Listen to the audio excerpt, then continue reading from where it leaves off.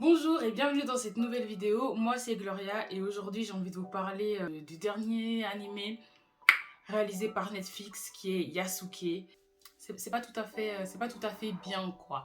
Du coup j'ai envie de vous en parler et petit résumé, Yasuke est un personnage qui a réellement existé et qui est arrivé au Japon vers la fin du XVIe siècle.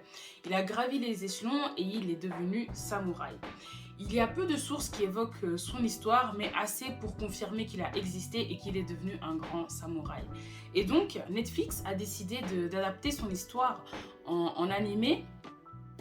Et il y avait tous les éléments pour faire de cet animé un animé cool, appréciable, chouette. Mais voilà, c'est vraiment pas le cas. Et pour quelques raisons que je vais vous donner tout de suite, mais d'abord, générique.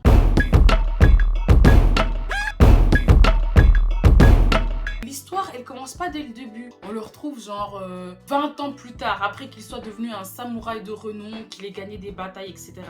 Donc ça, j'ai trouvé dommage et tout, parce que j'aurais vraiment voulu le voir en mode ah ouais, Yasuke started from the bottom, from the bottom, now we're here. You know what I'm saying? C'est ça que j'aurais voulu voir et on l'a pas du tout en fait. On l'a pas du tout et ça m'a saoulée parce que je trouve que ça nous aurait aidé à comment dire, ouais, empâtir, enfin avoir de la sympathie pour ce personnage qui est devenu, qui était esclave, qu'on a arraché de ses terres et qui finalement arrive à se faire un nom dans une culture qu'il ne connaît pas du tout, mais qu'il fait sienne jusqu'à devenir samouraï. Et les galères en fait auxquelles il a fait face sur sa voie de samouraï, parce que je pense pas que tout le monde était d'accord pour qu'un homme noir soit samouraï. Donc ça, j'aurais bien voulu voir, ça aurait rendu l'animé plus intéressant. Donc ça, c'était un de mes premiers problèmes. Et un autre truc, c'est que le rythme, c'est vraiment pas bon. Genre, ça escalade beaucoup trop vite. Il y a que 6 épisodes. Et je me dis que peut-être qu'il aurait fallu plus d'épisodes pour qu'on puisse prendre le temps, tu vois, prendre le temps de comprendre ce qui se passe, etc. Parce que là, il se passe un truc, directement on passe à un autre truc, et de fil en aiguille, boum, on en arrive au dernier épisode, il faut affronter la big boss de la fin, et voilà. Mais genre ça va tellement beaucoup trop vite, il y a pas de place pour le développement, et du coup 6 épisodes pour ce genre d'histoire, c'est vraiment trop court. Ça ne nous donne pas le temps, comme je l'ai dit, de développer les personnages comme il faut, et là c'est vraiment, ça reste très en surface, et ça c'est dommage. Par exemple, il y a un personnage dans l'histoire qui s'appelle Saki. C'est une petite fille qui a des super pouvoirs qui sont convoités par des méchants, notamment la big boss méchante dont j'ai oublié le nom. Et il y a des gens qui sont envoyés par cette big boss méchante pour aller chercher Saki et la ramener auprès d'elle. Et du coup, Saki, au début, elle est présentée comme une fille faible, malade, qui a besoin d'aller voir un médecin justement concernant ses pouvoirs. Mais genre de fil en aiguille, genre d'un coup, lorsqu'ils sont justement sur le point de voir ce médecin, elle est accompagnée par Yasuke parce qu'elle a quand même besoin de protection. Mais genre là, au moment où ils se font attaquer par les méchants envoyés par la big boss méchante, elle est là, oh ouais, elle arrive à balancer ses pouvoirs comme si elle les maîtrisait depuis toujours. Elle dit à Yasuke, frère, j'ai pas besoin de toi, mais si tu veux m'accompagner, tu peux m'accompagner. What? Le show il s'appelle pas Saki, hein, c'est Yasuke. Elle est là, elle dit ouais, si tu veux m'accompagner c'est calme, mais si tu veux pas, moi j'ai pas besoin de toi. Ok, déjà redescends, calme-toi. Si on voulait faire un show sur Saki, on l'aurait appelé Saki. D'un coup, la go, on nous la présente comme faible. Et l'épisode suivant, elle dit oh, j'ai pas besoin de Yasuke. Excuse me, bitch! Enfin bref, non, ça m'a trop énervé en fait, ce manque de développement des personnages. Parce que regarde, maintenant, peut-être ça aurait pu être un personnage hyper adorable, qu'on aurait vraiment beaucoup apprécié. Et qui justement, le fait qu'elle peine à maîtriser ses pouvoirs et que on la voit essayer de tenter de maîtriser ses pouvoirs jusqu'à arriver enfin à les maîtriser, ça l'aurait rendu plus appréciable. Mais là, la manière dont elle est présentée, elle m'a énervée, mais un truc de ouf. Un truc de ouf. Et aussi ça, tu vois, genre l'histoire elle tournait un peu trop autour d'elle et pas assez autour de Yasuke. Mais l'histoire s'appelle bien Yasuke, ça s'appelle pas Saki. Bref, ça m'a énervé. Et oui, en parlant de développement des personnages, même les antagonistes, ils s'étaient pas du tout développés, quoi. Genre, comme je l'ai dit avant, il y a que 6 épisodes. Il aurait fallu beaucoup plus d'épisodes pour bien développer le tout. Et genre, il y a dans les antagonistes, dans les méchants qui sont envoyés par la big boss méchante, t'as un robot, like what the fuck. on est au 7e siècle au Japon, hein. Pourquoi est-ce qu'il y a des robots? T'as une femme russe qui se transforme en ours. Again, why? T'as un homme noir qui semble maîtriser le vaudou. Et t'as une autre femme qui, je pense, est japonaise et qui est mercenaire, tu vois, juste mercenaire. Et donc les quatre, ils travaillent ensemble, ils sont payés ensemble pour aller chercher Saki et la ramener à la Big Boss méchante.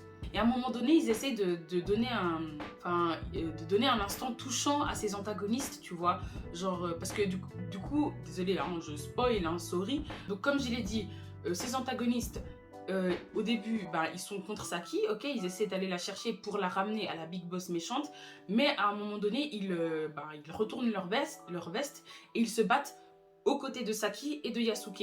Et en fait, ce moment, il aurait dû être touchant, ok, mais pas du tout, parce ils n'ont pas été assez développés pour que leur mort nous touche, en fait. C'est toujours triste de voir des gens mourir, mais là...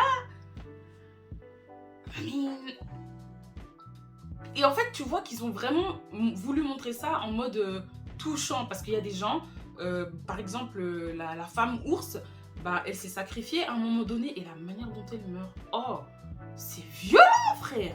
C'est violent. Interdit au moins de 18 ans, interdit au moins de 21 ans. Non, c'est trop violent ce truc. Cette scène, elle aurait pu être encore plus touchante si tu avais pris le temps de développer ces personnages. Même si c'est des antagonistes, tu aurais pu prendre le temps de les développer. Ça aurait rendu les scènes que tu voulais touchantes, j'imagine, plus touchantes, tu vois. Mais en 6 épisodes, qu'est-ce que tu veux faire en 6 épisodes, frère? Tout ça pour dire que le rythme n'était pas bon, ça allait trop vite. Des personnages que tu veux nous montrer touchants, tu les fais mourir. Du coup, nous, on n'a pas le temps de s'attacher à eux. Du coup, leur mort, ça nous fait ni chaud ni froid. En parlant de rythme, il y a beaucoup de flashbacks dans cet animé. Et en fait, les flashbacks, c'est censé donner un peu des informations par rapport au passé qui nous font comprendre l'intrigue présente. Mais là, les informations qui nous sont données...